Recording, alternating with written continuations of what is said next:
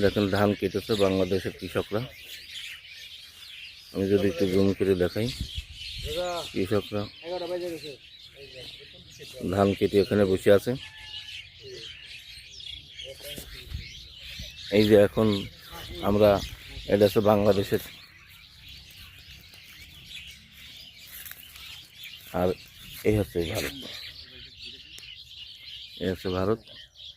একটু যদি জুম করে দেখাই যে তার কাটার বেড়া, এই যে এটা হচ্ছে তার কাটার বেড়া।